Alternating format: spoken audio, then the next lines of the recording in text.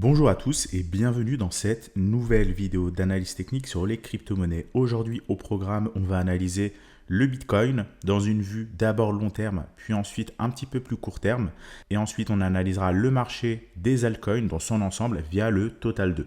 Alors, on va commencer avec l'analyse du Bitcoin. Ici, pour prendre vraiment du recul, je ne suis pas en unité de temps hebdomadaire, mais je suis en unité de temps de W. Donc, un chandelier japonais représente 2 semaines de cotation. Je vous ai mis à l'écran l'indicateur régression. Et donc cet indicateur régression, je vous le rappelle, il permet historiquement de borner le prix. On voit que le prix du Bitcoin parfois touche la droite de régression rouge, la droite de résistance, ensuite la droite verte, la droite de support, rouge, vert, etc., etc. Et donc ici, on a une projection, vous le voyez avec les pointillés, de ce que pourrait être le prix du Bitcoin durant ces prochaines années. Donc ça nous permet de borner le prix du Bitcoin entre un bottom ici vers les 20 000 dollars et un top ici vers les 133 000 dollars. On a également la droite blanche qui est la juste valeur du prix du Bitcoin et qui se situe, vous le voyez actuellement, aux alentours des 51 000, 52 000 dollars. Je vous rappelle que la dernière fois que je vous avais présenté cette courbe-là, eh bien, on était plus aux alentours des 48 000 dollars. La fois d'avant, on était aux alentours des 46 000 dollars. Donc, vous voyez que cette valeur, avec le temps, elle augmente. Ce qui est logique, c'est parce que historiquement, le prix du Bitcoin, il a pris en valeur. Alors, évidemment, parfois ça monte, parfois ça baisse, mais dans l'ensemble, si on devait mettre une droite de régression, eh bien, ça serait une droite qui serait haussière. Et donc, vous le voyez, plus le temps passe et plus cette valeur, cette juste valeur du prix du Bitcoin prend justement de la valeur et le prix du Bitcoin, eh bien, il oscille aux alentours de cette droite-là. Lorsqu'on est en dessous de la droite blanche, ça signifie que le Bitcoin, par rapport à son historique passé, eh bien, est sous-évalué. Lorsqu'on est au-dessus, ça signifie que le Bitcoin est surévalué. Et regardez ce qu'on constate ici, eh bien, on constate tout simplement qu'il y a quelques semaines, le prix du Bitcoin venait de passer au-dessus de cette valeur. Il était aux alentours des 50 000 dollars, 51 000 dollars, alors que cette droite se trouvait encore à 48 000. Actuellement, c'est l'opposé. La droite, elle est montée, elle a pris de la valeur, on est aux alentours des 51 800, alors que le prix du Bitcoin a un petit peu retracé, il est actuellement aux alentours des 46 000 dollars.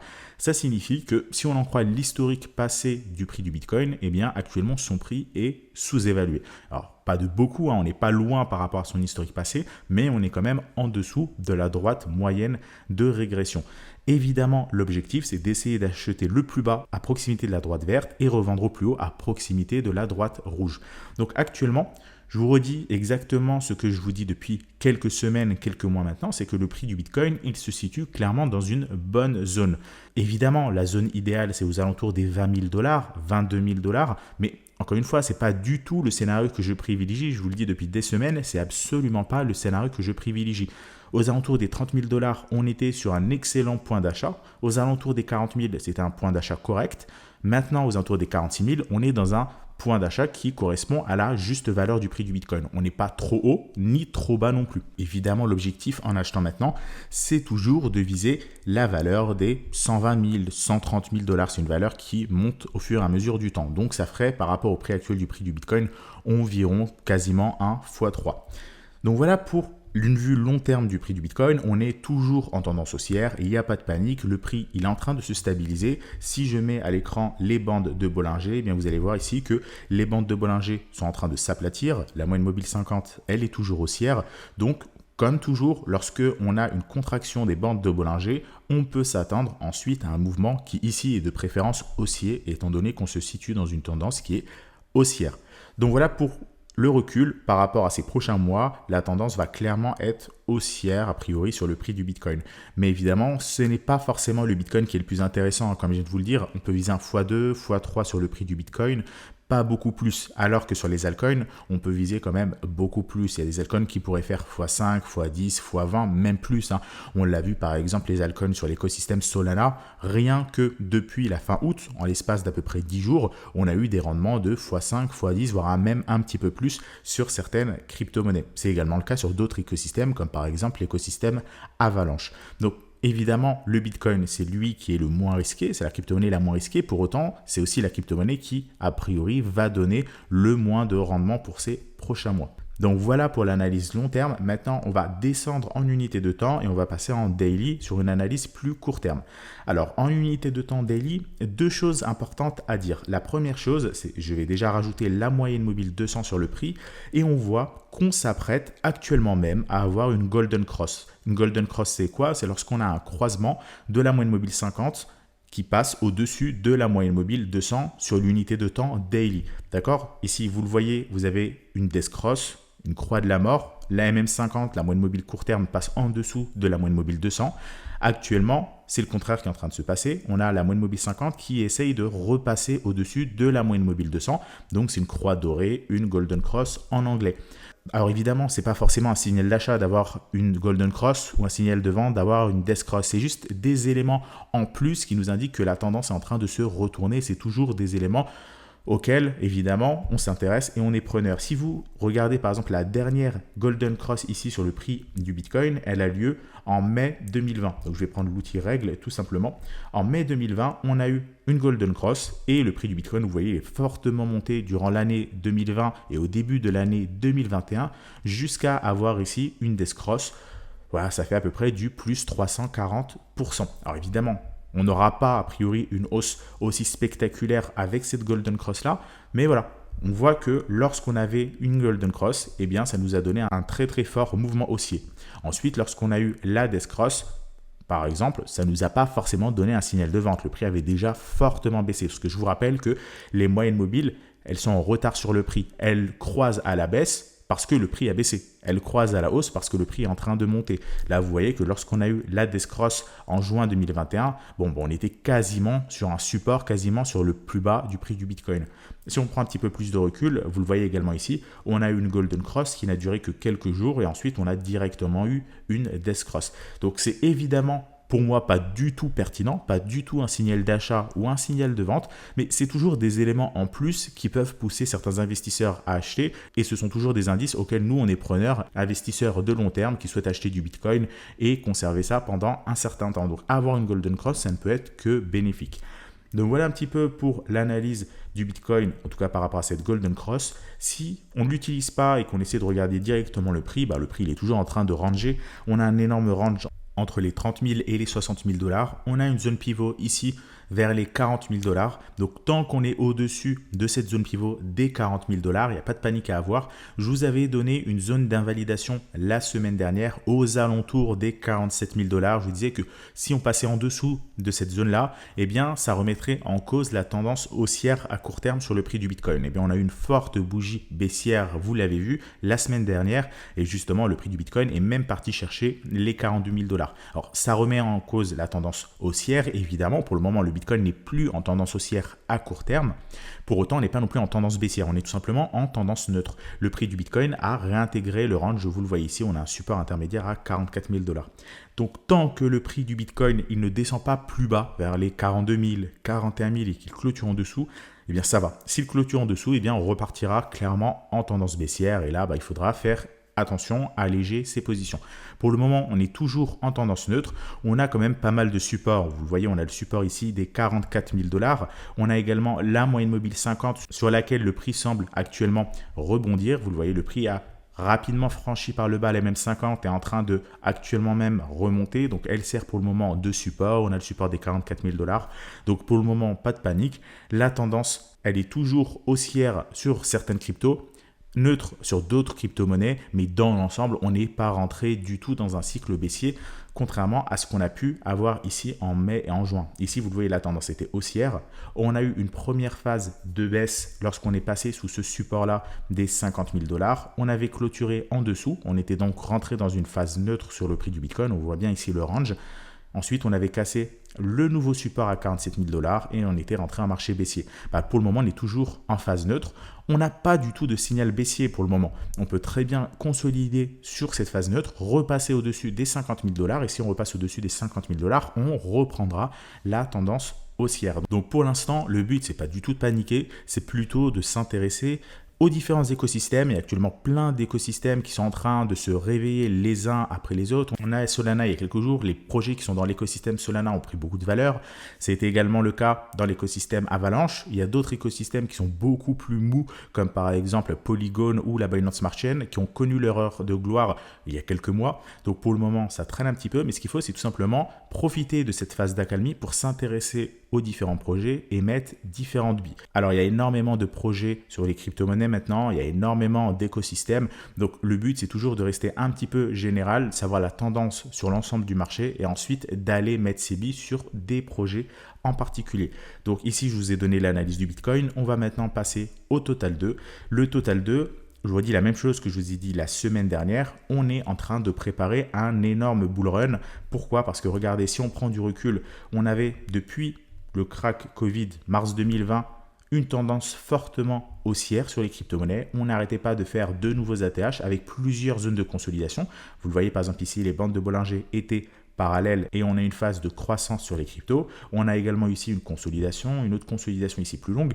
Donc voilà, les crypto-monnaies, ça ne monte jamais en ligne droite, ça consolide, ça reprend de la valeur, ça consolide, ça reprend de la valeur, parfois ça corrige, mais l'idée c'est toujours d'essayer de se positionner au bon moment. Et en parlant de bon moment, on est actuellement sur des moments extrêmement intéressants. On n'a pas encore obtenu de signaux d'achat sur l'ensemble du marché, mais on obtient jour après jour des signaux d'achat sur des crypto-monnaies en particulier. Donc ici sur le Total 2, vous le voyez, on avait marqué une zone de résistance, un plus haut en mai 2021.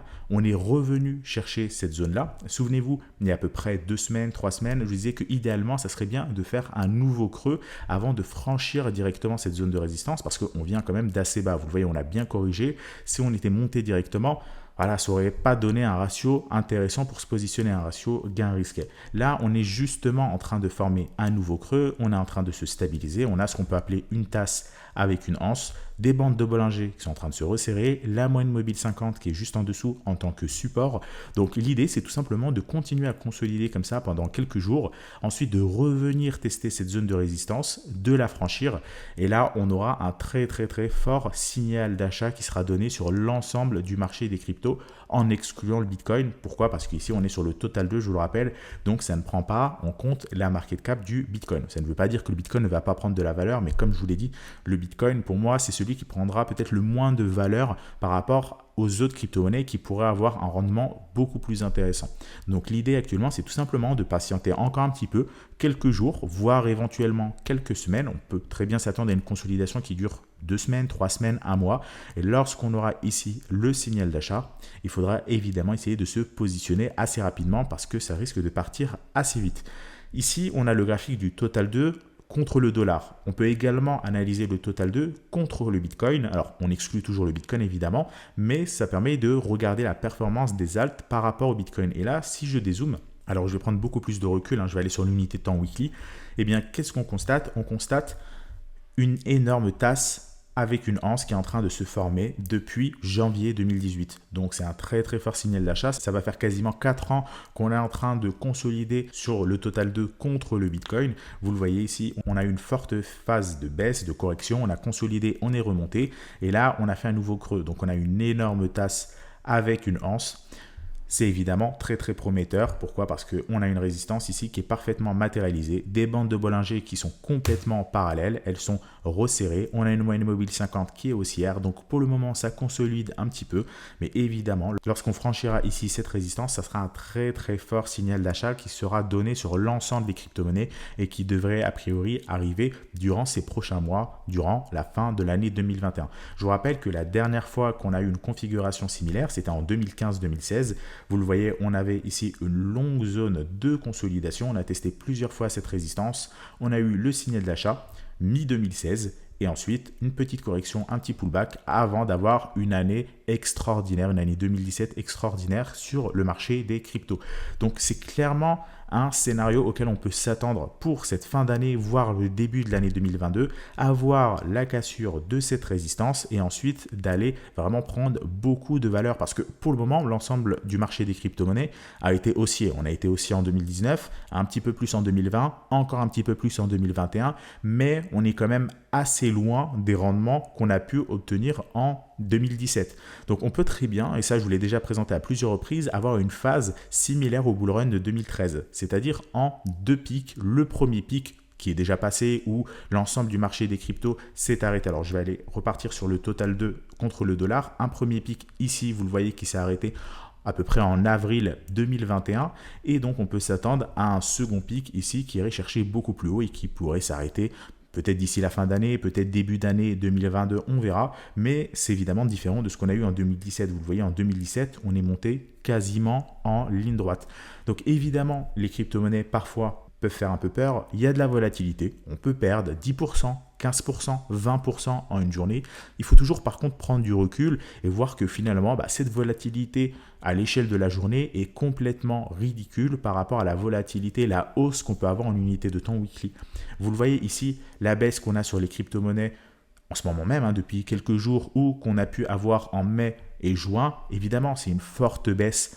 On a perdu 10, 20, 30, 40% sur énormément de crypto-monnaies, voire même parfois beaucoup plus sur certaines d'entre elles. Pour autant, si on prend du recul, on voit que finalement, on était juste sur la borne haute des bandes de Bollinger. On est revenu chercher parfaitement la borne basse des bandes de Bollinger.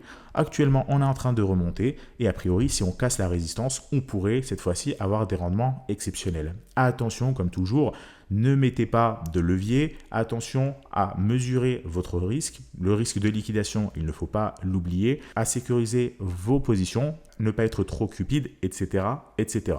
Donc voilà pour cette vidéo d'analyse, elle touche à sa fin. Pour résumer, on a actuellement une Golden Cross sur le prix du Bitcoin, donc c'est assez prometteur même si ça ne constitue pas en soi un signal d'achat.